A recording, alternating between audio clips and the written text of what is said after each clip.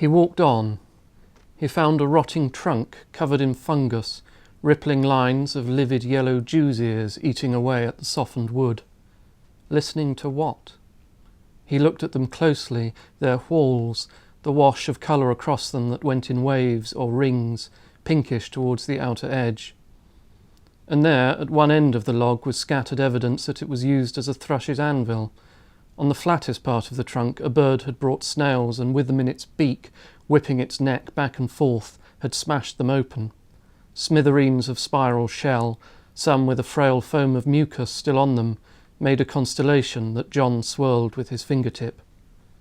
But he couldn't touch Mary, he remembered, the sweetest of his two wives, the lost child who loved him, so near in his thoughts he could reach out and touch her. Mary, he crooned to himself. Time's walls were the strangest prison. He couldn't touch them or bloody his head against them, but they surrounded him without a gap and kept him from his loves, from home, lost in a wood miles away from them. He stood up. "Mary," he said. "Oh, Mary, oh, Mary, oh, Mary, sing thy songs to me." He dug in his pockets, his pipe, a pebble, a square of paper and bit of old pencil. He sat down again, removed his hat, flattened the paper over its crown, and wrote, "O Mary, sing thy songs to me of love and beauty's melody. My sorrows sink beneath distress." After a spell there, he had a new poem written on both sides of the paper, and then across for lack of room. Hi Adam, thanks very much for coming in. We're here to talk about your novel, The Quickening Maze. And in the passage that you just read to us, the John in that passage is in fact John Clare, the peasant poet. Do you want to tell us a little bit about what the novel's about and what he's doing in it? Yeah, I came across in my reading as a kind of poetry-obsessed undergraduate the fact that two very great poets, the peasant poet, so-called John Clare, and the young Alfred Tennyson, had both been in the same place at the same time. What particularly kind of caught my interest was that this is a place I know, High Beach in Epping Forest. John Clare was, in fact, at this time, a patient in a private mental asylum. This was his first incarceration for mental illness, which would set the pattern for the rest of his life. He would spend essentially the rest of his life in mental asylums. Tennyson had considered having himself become a patient of the asylum, but decided against it and just moved into a house nearby. So essentially the novel is about the time that these two people spent in this place.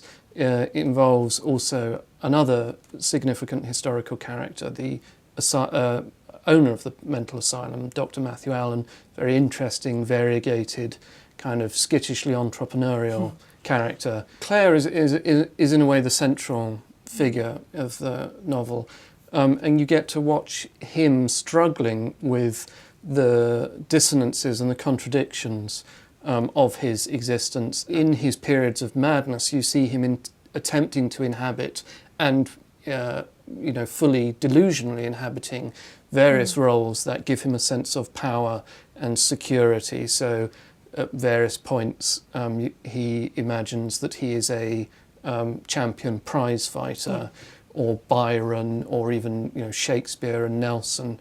And in the novel we stay in his consciousness whilst he's suffering these delusions, and even as he's going in and out of them, and you feel his identity mutating and kind of painfully fracturing in and out of these various personae. Is that a difficult thing to write? Those mutations of identity offer great kind of exciting, so to speak, opportunities in the writing.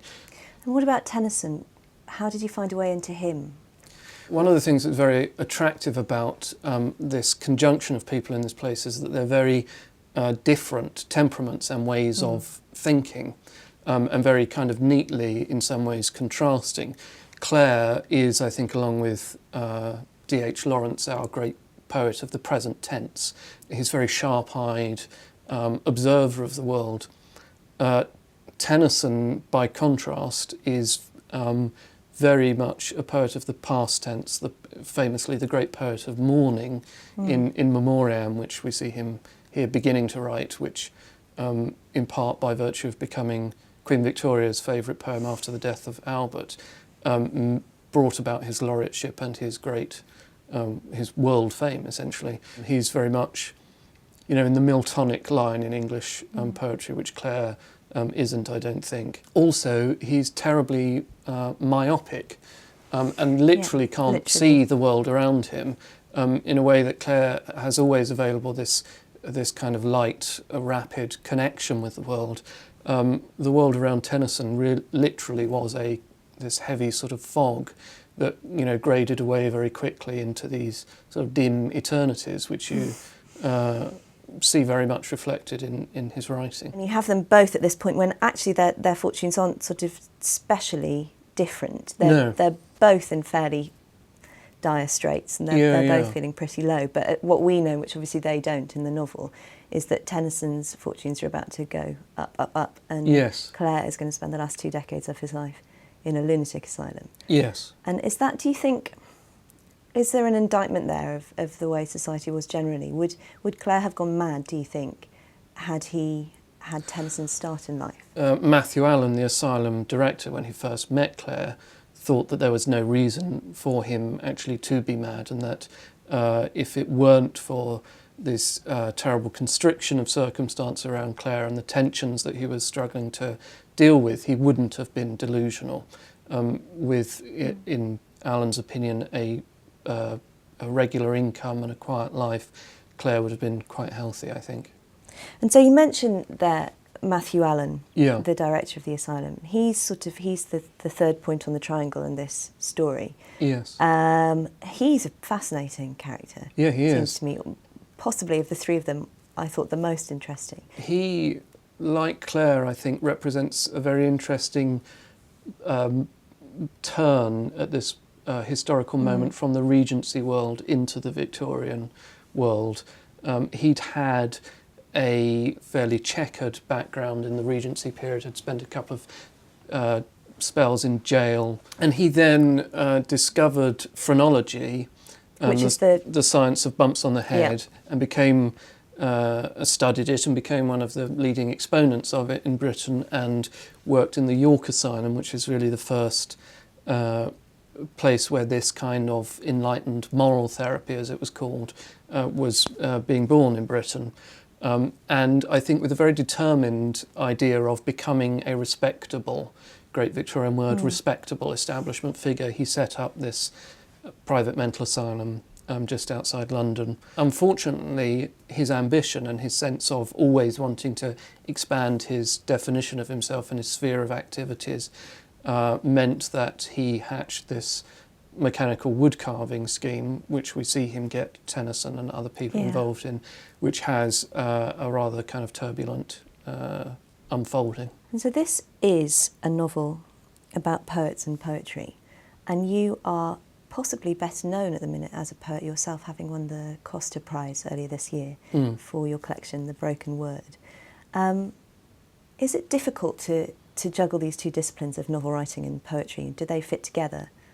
I wanted to use in the writing of The Quickening Maze some of the things that I'd learned in writing The Broken Word about concision and how far you can trust the reader to co-collaborate and imagine with you by actually more minimal style of writing than you would find in my first novel, The Truth About These Strange Times.